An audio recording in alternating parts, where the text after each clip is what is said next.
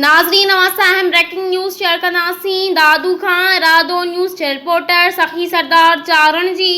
Dadu A section थाणे जी हद कायम Nagar colony में 3 साल अॻु क़त्ल कयल पब्लिक हेल्थ मुलाज़िम मोहम्मद खान सोलंकी जी संदसि घरवारी मुस्मात रफ़ियत सोलंकी जे घर ते केसनि मां हथ खणाइण लाइ मुख़ालिफ़ धुर यासीन सोलंकी, हाफ़िज़ सिकंदर, मीर मुर्तज़ा, मुनव्वर ऐं यामीन सोलंकी ऐं ॿियनि हथियारनि जे ज़ोर ते सिधी फायरिंग जे नतीजे में 24 साला हिकु वाटेड़ो नज़ीर पुट पीरल बुर्दी सख़्त ज़ख़्मी करे छॾियो।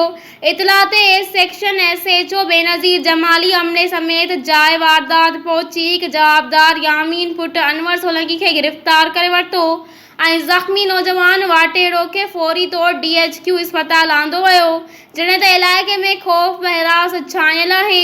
जॾहिं त रफ़ियत सोलंकी सेक्शन थाणे ते पहुची मीडिया अॻियां दायो त मुख़ालिफ़ धुर मुंहिंजो घरवारो 3 साल अॻु क़त्ल कयो हो, केस तां हथ खणण लाइ ऐं मुंहिंजे इनकार ते मुख़ालिफ़ धुर असांजे मथां मुख़्तलिफ़ कूड़नि केसनि में फासाइण, घरनि ते हमला करे रहिया आहिनि। हिननि चयो त मुख़ालिफ़ धुर मथां मुंहिंजूं पहिरियां ई FIRूं दाख़िल आहिनि। मां केस तां हथ न खणंदसि। हिननि IG सिंध, DIG हैदराबाद ऐं SSP दादू खां मुतालबो कयो त जवाबदार गिरफ़्तार करे मूंखे हिननि मां जान जो ख़तरो आहे, तहफ़्फ़ुज़ ॾियारियो वञे। अस्सलाम वालेकुम, मैं हूं आमिर हुसैन अल रहीम मार्केटिंग की तरफ से।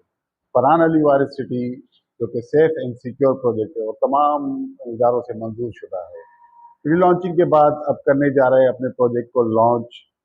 प्री लॉन्चिंग रेट्स जो कि 180 गज का प्लॉट 3,36,000 का था और उसकी इंस्टॉलमेंट थी 5,600 और अब करने जा रहा है इसको 5 लाख पे। और इसी तरीके से 120 गज का प्लॉट जो था वो 5 लाख का था, जो कि अब होने जा रहा है 8 लाख का और उसकी इंस्टॉलमेंट रेट थे 8,500। प्रोजेक्ट पर डेवलपमेंट का काम बहुत तेज़ी से जारी है, तो आज ही अपना प्लॉट जल्द अज जल्द बुक करवाएं 1 जून से पहले और अपना फ्यूचर सेव करें, अपने बच्चों का फ्यूचर सेव करें। बहुत शुक्रिया, अल्लाह हाफिज़।